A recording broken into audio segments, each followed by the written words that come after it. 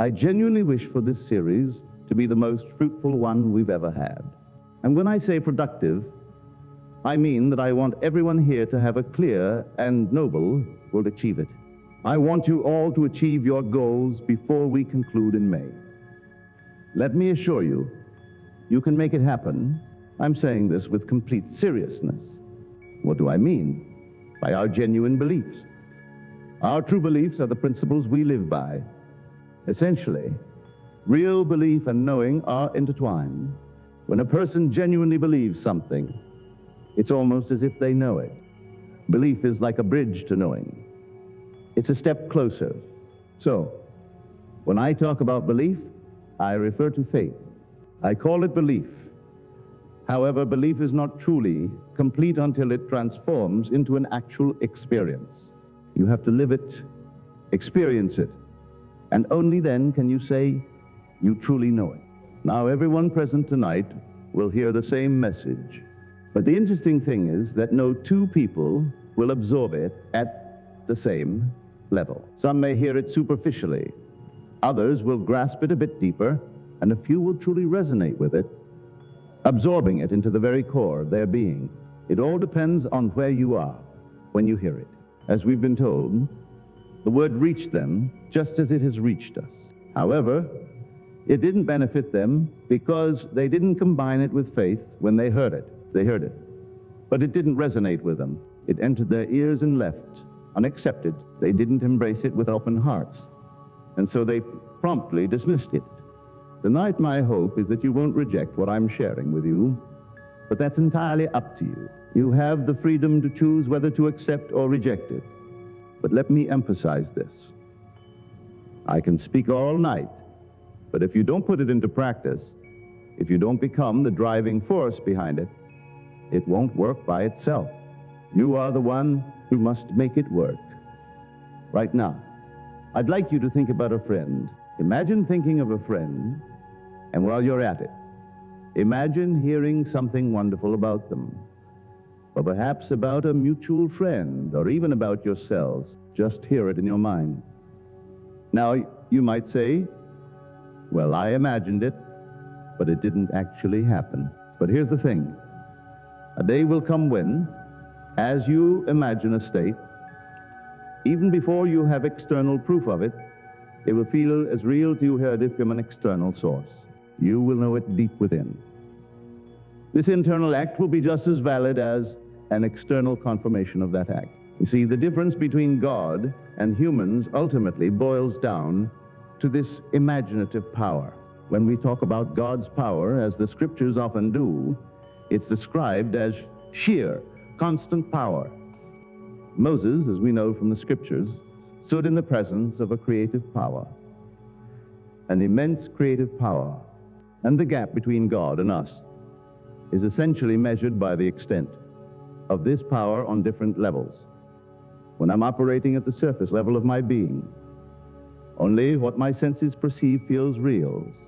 But as I deeper into my own being, getting closer to the core of my existence, where God resides, my imaginative actions start to materialize more rapidly. They manifest externally as I journey deeper into my inner self. On the surface, it might seem like there's a time gap between my imaginative act and its externalization. But here's the catch. If I believe and have faith, it starts to manifest. However, if I don't believe or have doubts, it may never take an external form. Not once has it ever materialized in my external world when I didn't believe. I've lived in a world, much like many of us, without truly understanding it, not comprehending the underlying mechanisms at play. I want to share a vital message with you, and it's a plea to consider buying your religion wholesale directly from the source. You see, there's no need for intermediaries or middlemen. It's a direct connection between you and the Creator. Don't settle for a retail version with a label in between. Go straight to the maker, to the origin. And where is this source? It's within you. It's your own incredible human imagination, your I amness. That, my friends, is God. Let me share with you a story from last Tuesday. It's about a man named Eddie who had an experience remarkably similar to the one described in the book of Exodus. In that biblical account, when Moses heard the words, "Do not come here," it filled him with awe. Those words are found in the 4th, 5th, and 6th verses of the 3rd chapter of Exodus. So, the Lord said to Moses, "Do not come here." And Moses responded by hiding his face, not out of shame, mind you, but out of sheer fear. He was truly afraid to gaze upon God. And he saw the symbol of God and took off running, scared out of his wits, just like in the identical story. What did he hear? The revelation of God's name. I am. He heard it for the first time. I am. No one was in sight. Then it echoed so loudly that he thought it must be coming from above. He looked up, wondering if it might be some kind of machine. Maybe a helicopter with a pay system broadcasting the name I am. But there was nothing to be seen. And then came the 3rd message. Don't come up here.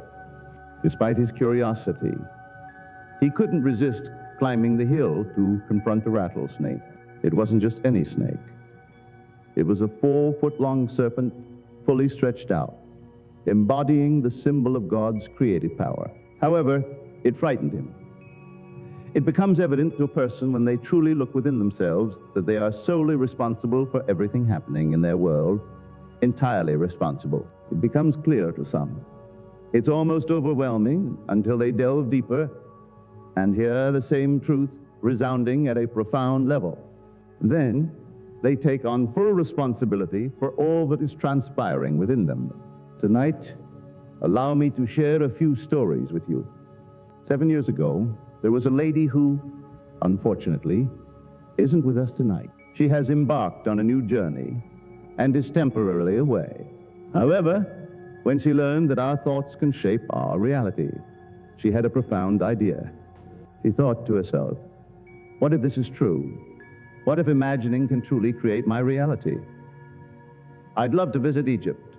The challenge was she had no financial means for such an undertaking. She had always been someone who worked hard for modest earnings, never able to save up enough for a trip like that. It's a familiar story, isn't it? But she didn't keep this dream to herself. She shared it with others. There's nothing wrong with that. In fact, if you genuinely believe in something, sharing it is encouraged. As we're advised in Scripture, go tell no man, but show John, show the world. However, if you don't share it with others beforehand, will they believe you when it comes to pass? They might question your sincerity. But if you share your vision before it materializes, you provide assurance because you've already told them about it beforehand. As the Scripture says, now I'm telling you before it happens, so that when it does happen, you will believe.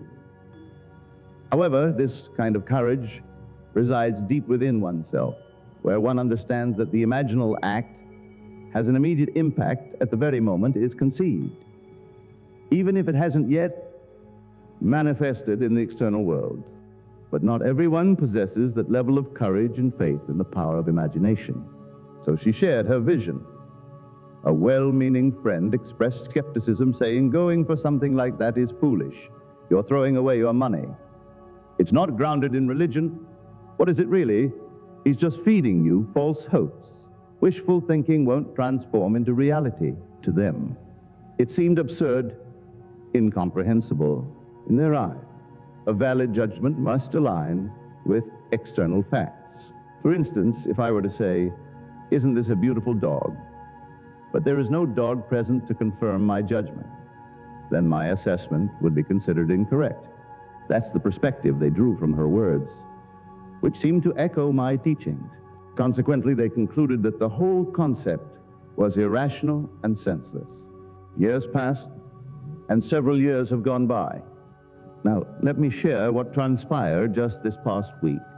She secured a job as a nurse, a role that frequently took her to different locations based on where the need arose. One day, she found herself in the vicinity of a friend she hadn't seen or spoken to in over a year.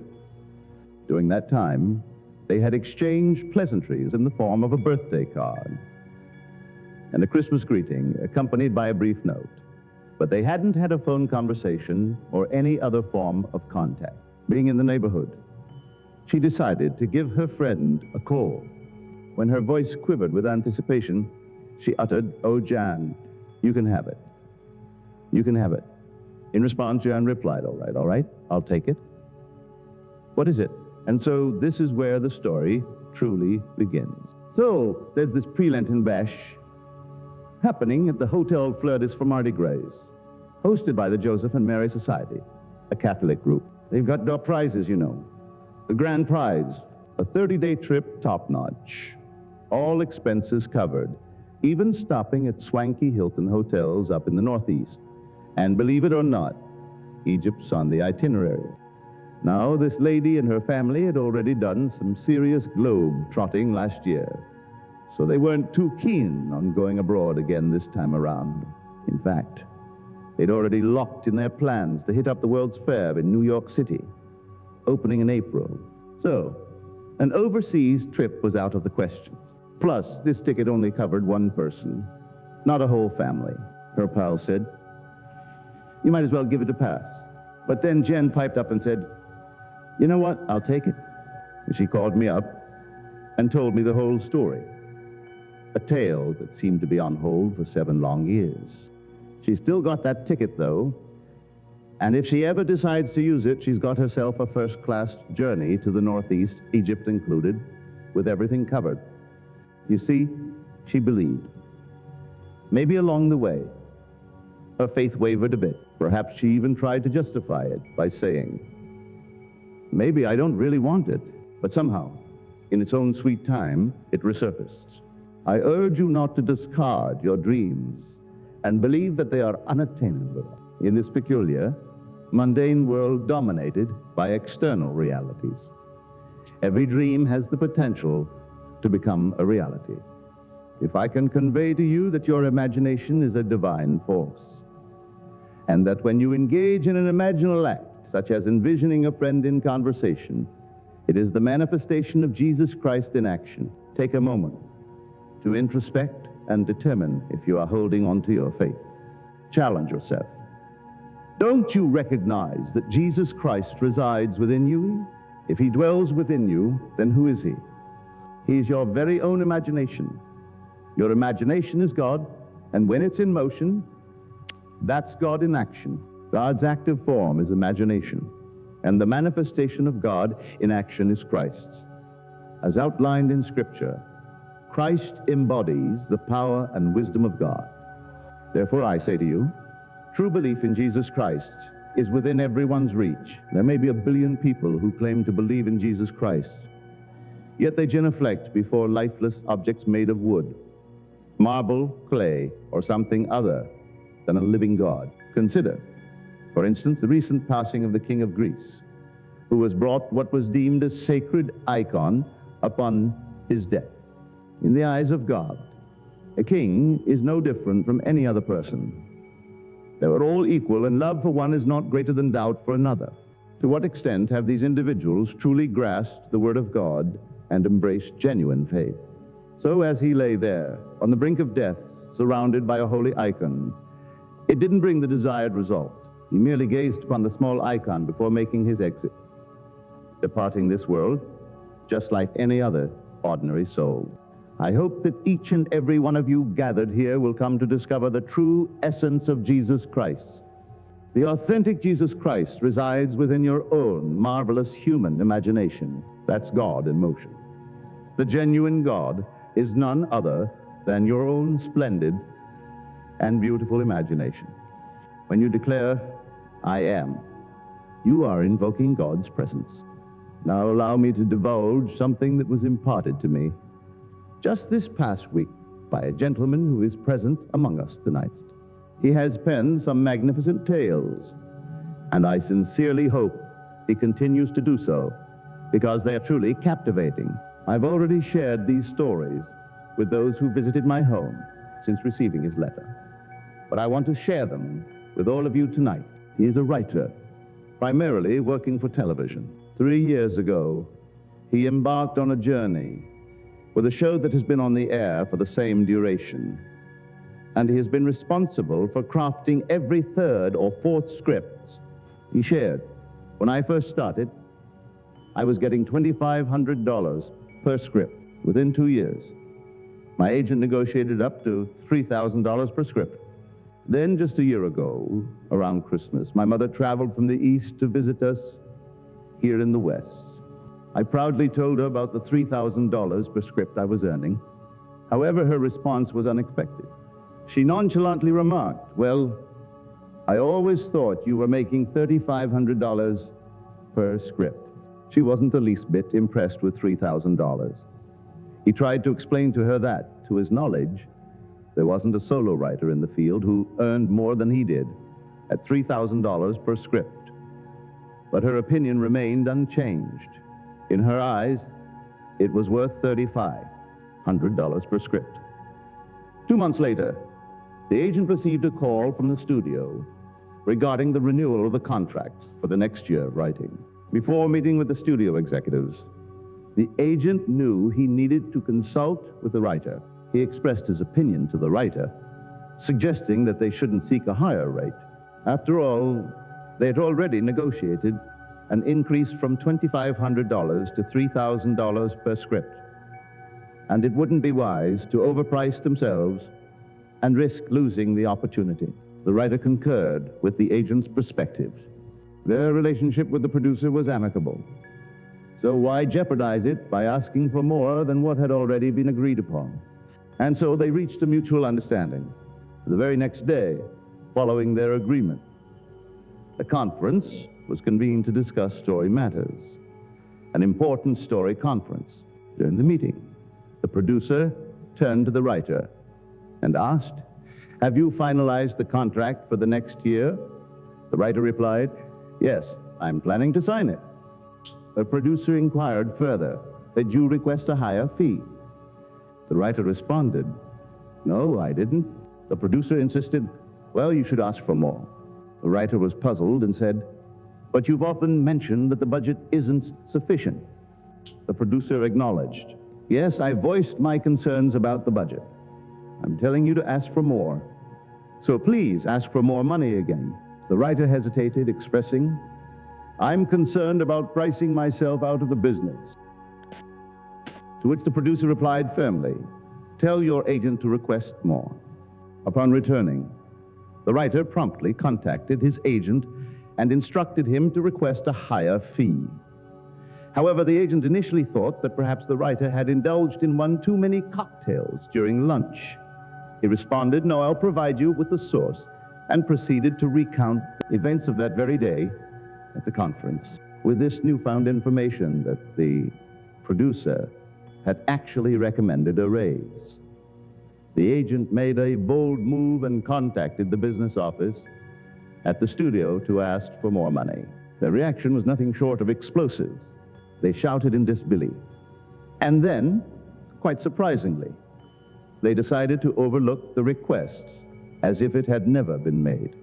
This was done to ensure that the harmonious relationship between the producer and the writer, which had endured for the past 3 years, would remain intact. However, the agent, knowing the source of the requests, stood firm. When he emerged from that office, he had secured a contract for $3,500 per script.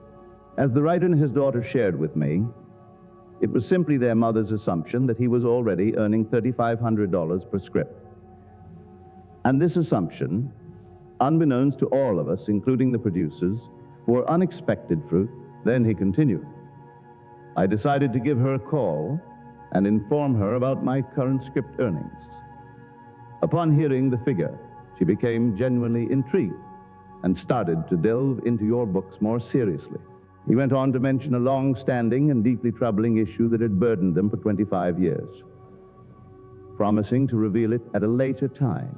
But he couldn't help but share a remarkable transformation, saying, "I must tell you, last Friday, that issue, which had been a heavy burden for so long, was completely swept out of her life. It's time for us to make a confession."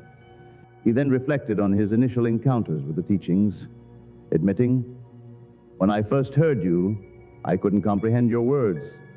And soon after, I even began to fear that I might be losing my sanity because I started to understand you. With a hint of mystery, he concluded, I'll explain that part to you later. I'm eagerly awaiting that explanation as well. But it reminds me of a passage from the book of John, which can be found in the 10th chapter, 20th verse. In that chapter, Jesus declares, he has a devil. He is mad. Why listen to him? It's interesting to note that in the preceding chapter, he boldly states, I know my Father. My Father is he whom you call God. But I know my Father, and ye know not your God. For this assertion, they stoned him. They began by stoning him with the literal facts of life. Those stones of Scripture. When you confront a person who dares to affirm what reason denies is what the senses deny. Those who refuse to accept his truth then throw the stones, or the facts of life, at him to challenge the reality of his claims, which are founded on the power of imagination. So, he had just boldly declared, I and my Father are one, and my Father is he whom you call God. But I know my Father, and you know not your God. And it's a story that resonates deeply, for he confessed, I couldn't comprehend your teachings initially, and then I started to fear that I might be descending into a form of madness, because I began to understand you. This journey leads you into an entirely different realm, where surface-level reasoning often struggles to prevail over the profound belief in the inner reality you're creating. The key, he emphasized, is to share your aspirations and beliefs with others before they come to fruition. If you keep them to yourself and only reveal them afterward, people may question your integrity. However, if you confide in them beforehand and possess enough faith, you can confidently go about your business. But if your faith falters, they will pester you and continually inquire, what happened to that certain home, that specific job, that designated sum of money you said you were going to manifest? Where is it?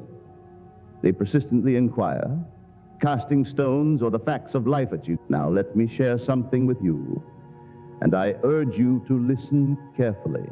It's a rather lengthy letter, and the writer is bringing forth certain points that you may have overlooked. You see, what we are striving to do here is to uncover all the intricate facets of the world's greatest secret.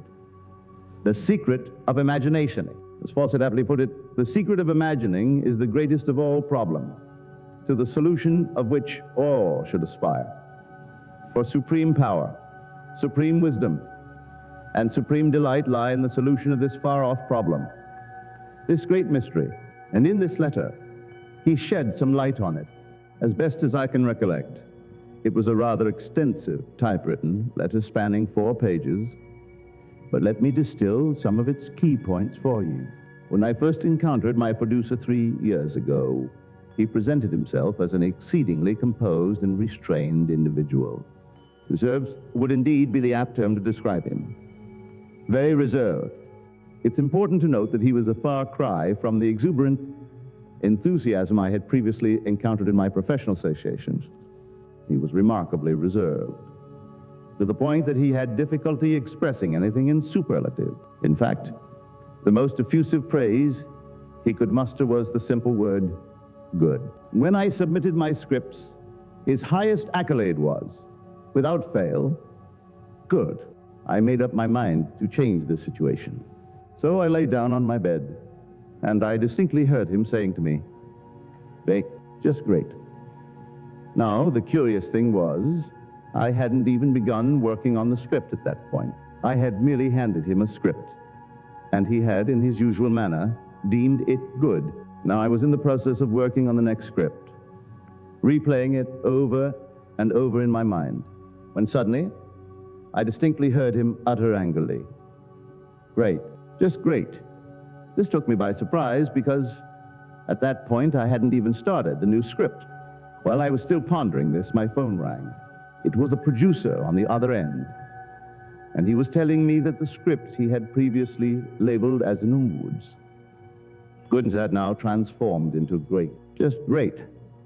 It caught me off guard because I was expecting this praise to be directed at the new script. which I hadn't even begun working on. Not only did he throw me this unexpected curve, but it seemed like there had been some sort of crossed wires. So right then and there, I continued crafting a new, let's call it, fabrication for him to employ. I decided to shift it from great, just great, to terrific. So the only word I had heard was terrific. I diligently worked on this new script and submitted it. And to my amazement, that's precisely the word he used when he said to me, "It's terrific." His enthusiasm perfectly matched my own imagining. At this point, I couldn't help but think to myself, 2 months later, every script I presented during that time received either a great, just great, or terrific as feedback. There was no going back to goods anymore. I thought to myself, no, I'm going to experiment once more.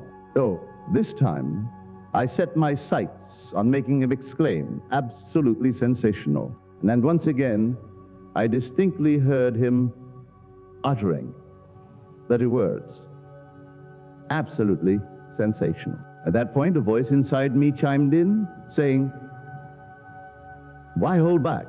Whether you're praising yourself or not, aim for nothing but the best." After all, I realized that I was the one orchestrating the entire process.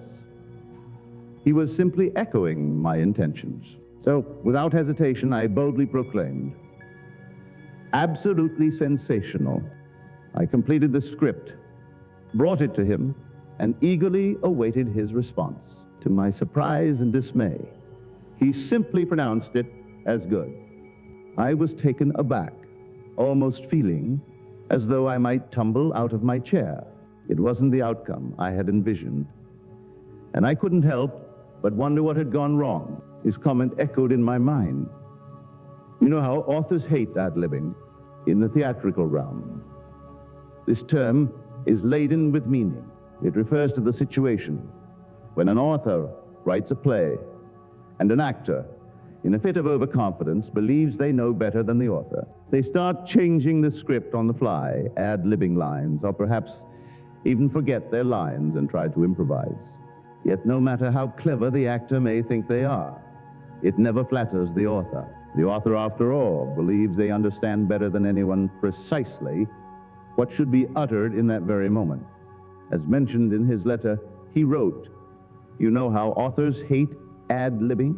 So, following that thought, when the script needed some trimming, he entrusted me with a portion to cut. I took this section home and meticulously performed the edits, all the while carrying a somewhat petulant disposition.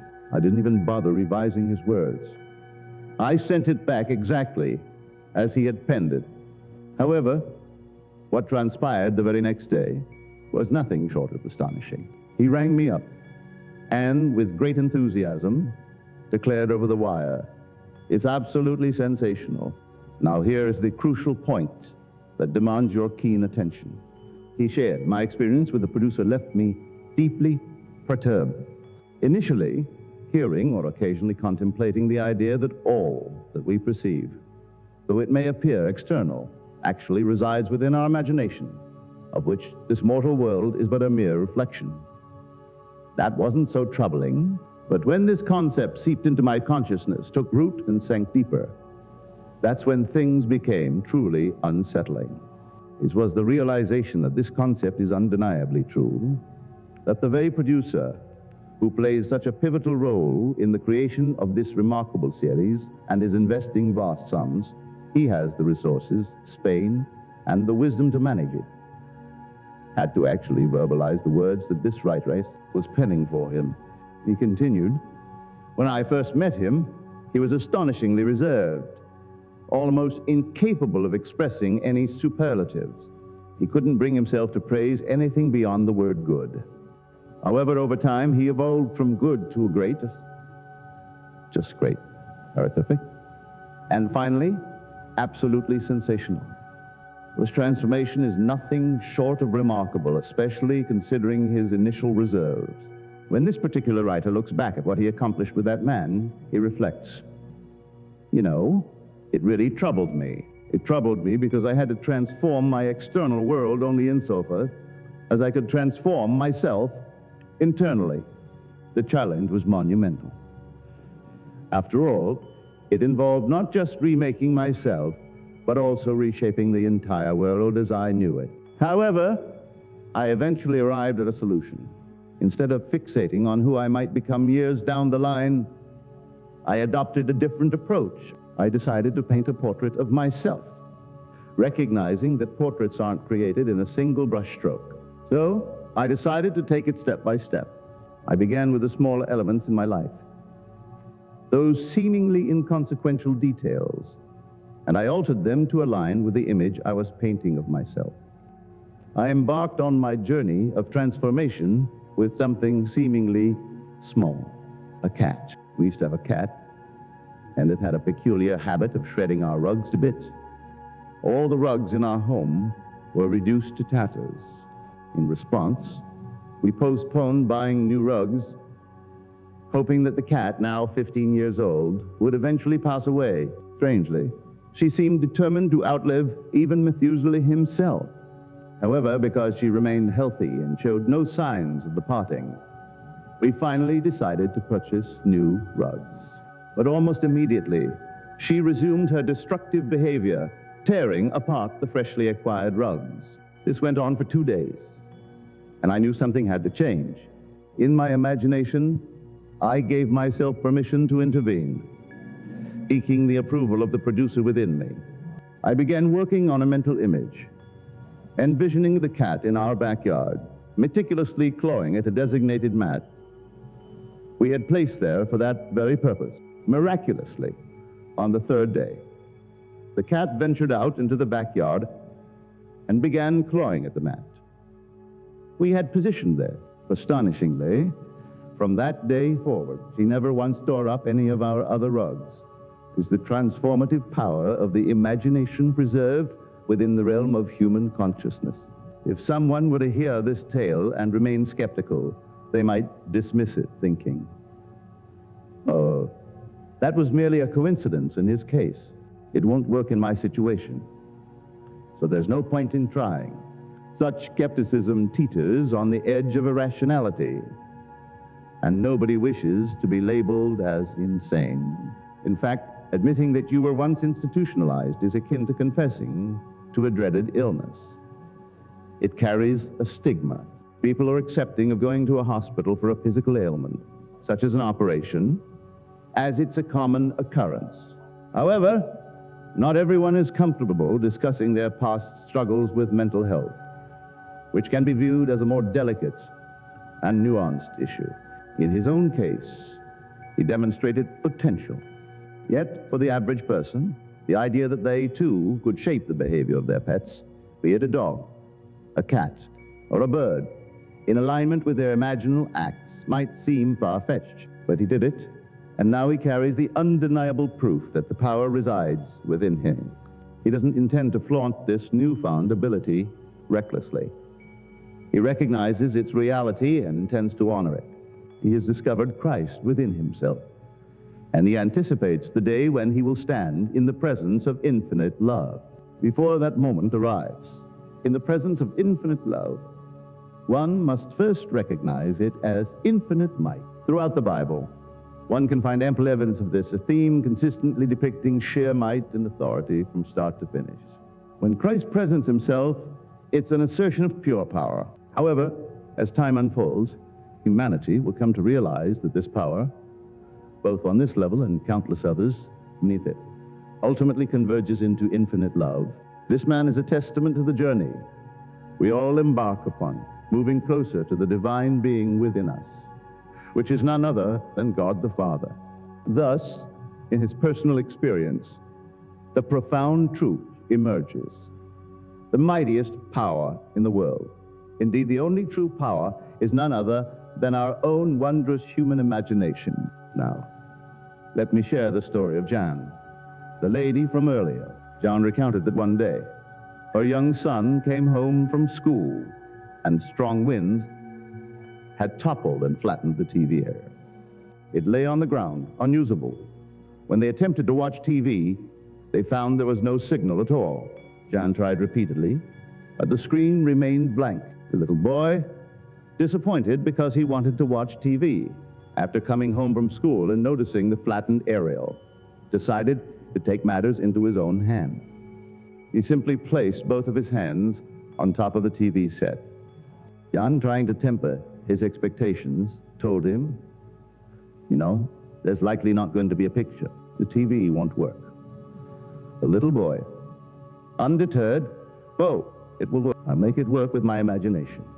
He believed wholeheartedly that the power was in his hands, a product of his imagination. The little boy returned to the TV, stood in front of it with Jan, and miraculously, a beautiful picture appeared on the screen. John, all well versed in this principle, couldn't replicate the fetus self because she was an adult.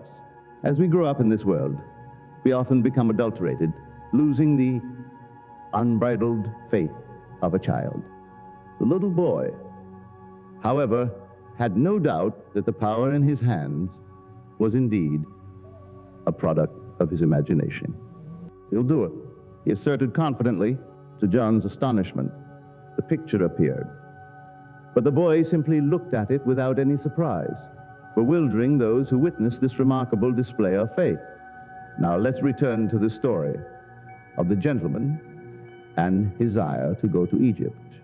He came across an advertisement for a Swiss record changer, and his interest was piqued. So he visited local electronics dealer and inquired about purchasing one.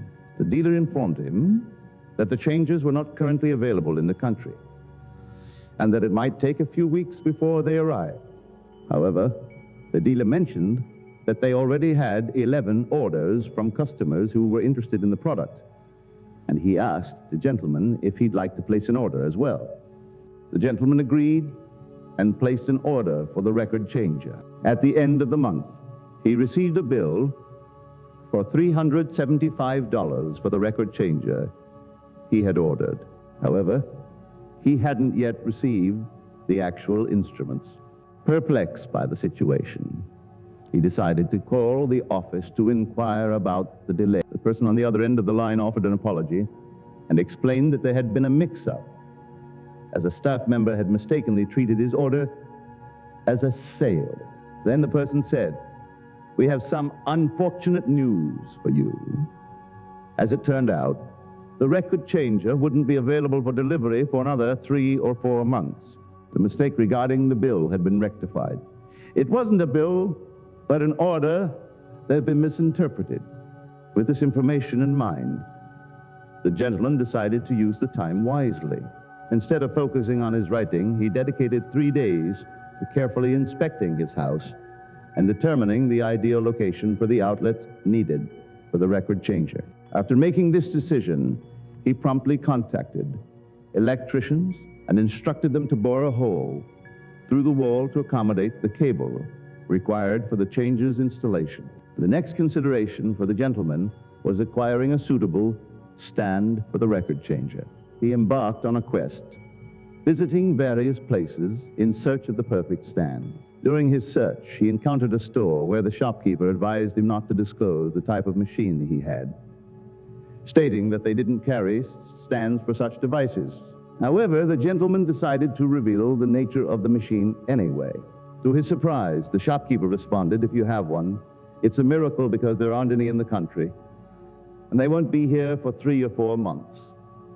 This statement only confirmed what he had previously been told by the agency. Undeterred by the unavailability of stands, he resolved to take matters into his own hands. He decided to design a stand himself, a task he undertook with enthusiasm. After creating the design, he had the stand manufactured according to his specifications. When the record changer finally arrived, the gentleman was prepared. He carefully placed it in the spot he had chosen and intended for it to be. As he stood there, observing the machine in its designated place, he thought to himself, "Now I will see the machine there." And so he did. With the record changer now in his possession, he felt it was only fair to settle the bill for the purchase. He took a seat, wrote out a check for the full amount of $370, and promptly sent it off to the electronic firm to complete the payment for his machine. 2 days later, the electronic firm contacted the gentleman to inform him that they had his record changer. It puzzled him as to why there had been 12 on the list when he had only received 4 in his initial shipment of an order for 12. The friend who had written the letter contemplated whether it was because he had sent his payment in advance. Having paid for what he could envision in his imagination, he didn't dwell on this question and remained grateful that he had the machine. Now faced with the task of operating this delicate, complex, and somewhat tricky device, the gentleman turned his attention to imagining himself becoming proficient at using it. Thus, he concluded his story, emphasizing the power of utilizing. We must comprehend that by faith, the world was structured through the Word of God. And now, you know who God is, don't you? It's your very own wonderful I am, that is God. He is crafting his desires, but the essential element here is faith. Without faith, it won't come to fruition. But when you combine hearing with faith, that's when it works. You don't have to follow the same process as he did when he said, I lay on the bed. You can be sitting right here carrying on this internal dialogue from the standpoint of fulfilled desires, because your thoughts are guided by the tracks laid down in your own inner conversations. You have control over the content of these conversations, ensuring that they aren't arguments, but rather based on fulfilled wishes. Regardless of the nature of your wish, you can nurture it inside you. Some individuals are better at visualizing, seeing vivid mental images. Others are more attuned to hearing, like myself. I find hearing to be remarkably effortless, even though I'm not musically inclined. I have an appreciation for music, but I'm not proficient in it. Yet I can vividly hear it. When a person speaks, I don't just hear their voice for a second. I capture the tone, and then I can layer any content I desire onto that tone, and it's as if I am hearing it just as they would. Now, as for how long it takes for what I've heard him say to manifest, I can't provide a precise answer. As we learn from the story in the book of Habakkuk, the vision has its own appointed hour. It ripens. It will flower. If it be long, then wait, for it is sure and will not be late. Just as different seeds have varying growth periods, some sprouting overnight, others taking a month, and yet others a year, so does the time between conception and realization vary for different desires in our lives. In the realm of birth, a human child arrives in approximately 9 months, whereas a chicken hatches in just 21 days. So it's clear that everything operates on its own unique timetable, from conception to manifestation. Within this world, what determines the nature of that interval? I don't possess the answer to that question.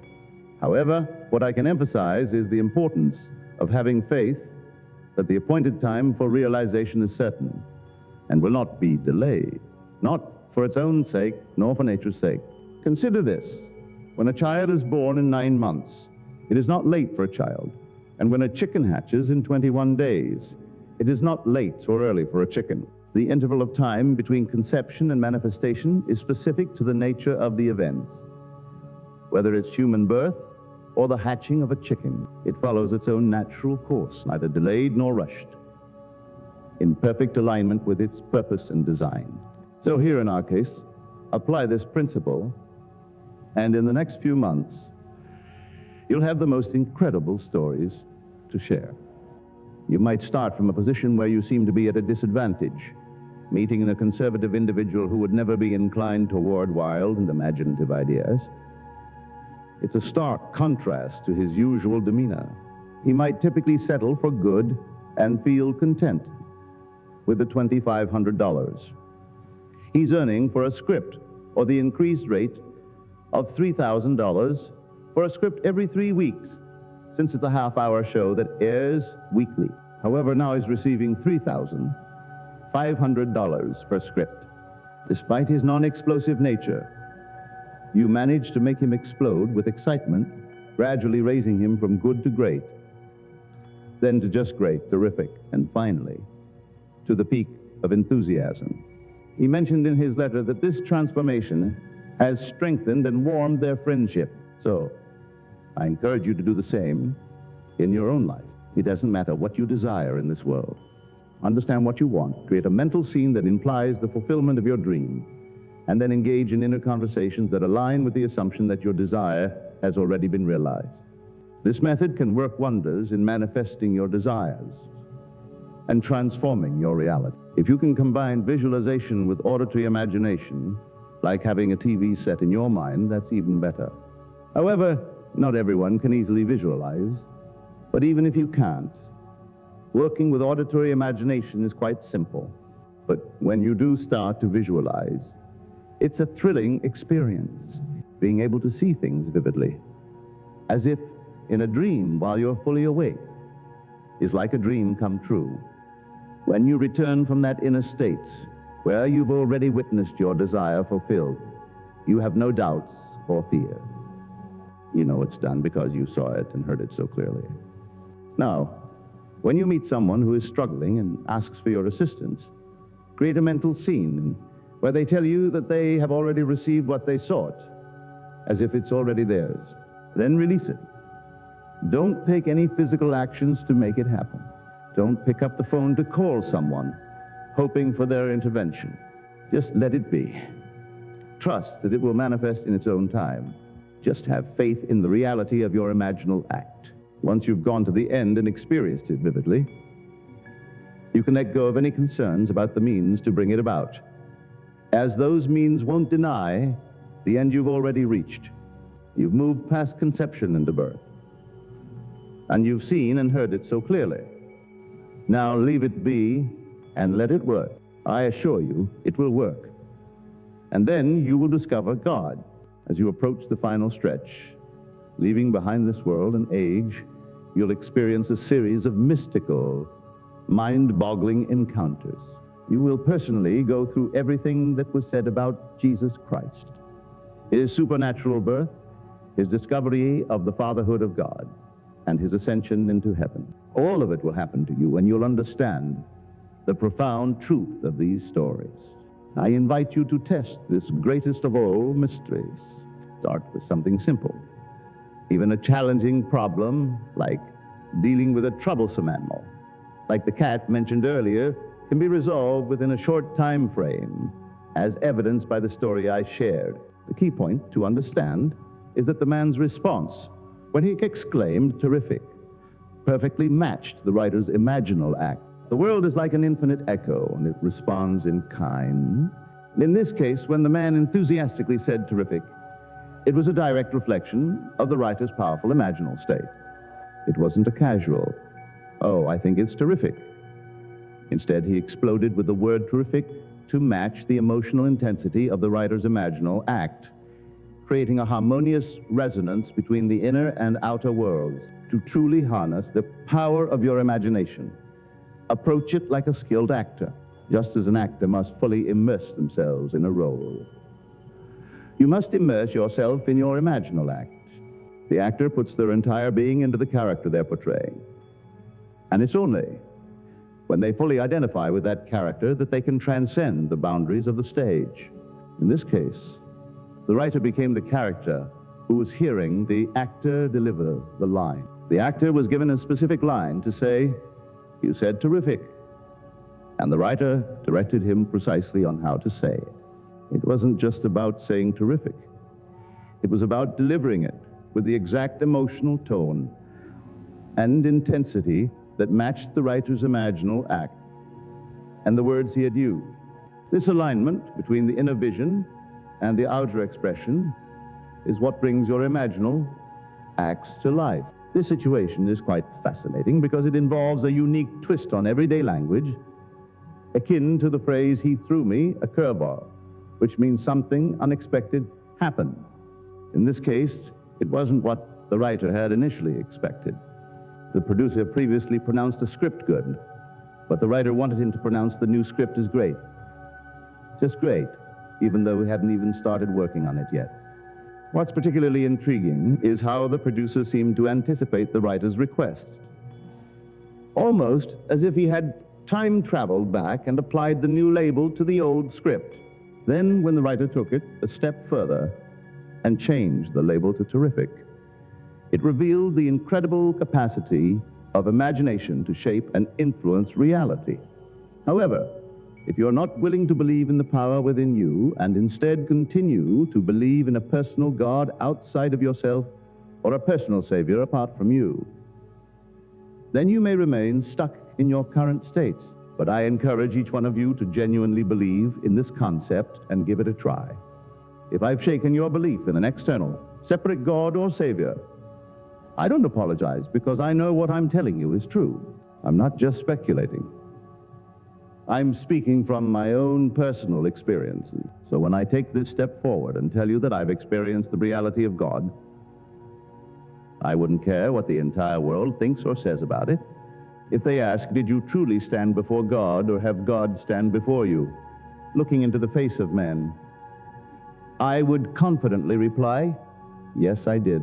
And that God is the essence of man, the spirit within, which takes on the perfect form of man to express itself in this world. When you understand that I'm as the true form, that form is man, it's similar to the story of the little girl who excitedly told her grandmother, last night in my dream, I went up to the sun, and you know what?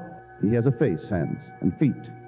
The ocean, the vast ocean, talked to the sun, and the sun came down to earth. He has legs, and he can walk. He walked right over to me and kissed me on the cheek, and it was hot. Isn't that a silly dream, Grandma? But it's not silly at all, it's true. There is nothing but God, and God is in the form of man. So when William Blake was asked, when you see the sun, do you see a big blazing ball? He replied, no, I see a host of angels crying. Holy, holy.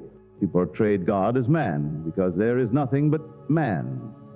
As man and God are one, and God is in the form of man. I encourage you to take what I've shared with you tonight, take it home, and put it into practice. It doesn't cost you anything, but some effort and the time you spend doing it. However, remember this, when you do it, believe in it with all your heart, just as the words, the world was spoken to them, was spoken to us. But it didn't profit them because they lacked faith. And this applies to those who heard it as well. So when you embark on this practice tonight, do it with the understanding that it, in itself, is a creative act, that imaginal act. Be faithful to it. Understand that faith doesn't give substance to the unseen reality. Instead, faith is your loyalty to that unseen reality. You've made a pledge, and now you're being loyal to that unseen reality. Now, let's address some questions. The 3 tests we've discussed are drawn from quotes in the book of Deuteronomy. In this world, the only devil you'll encounter are the facts of life and the doubts of man.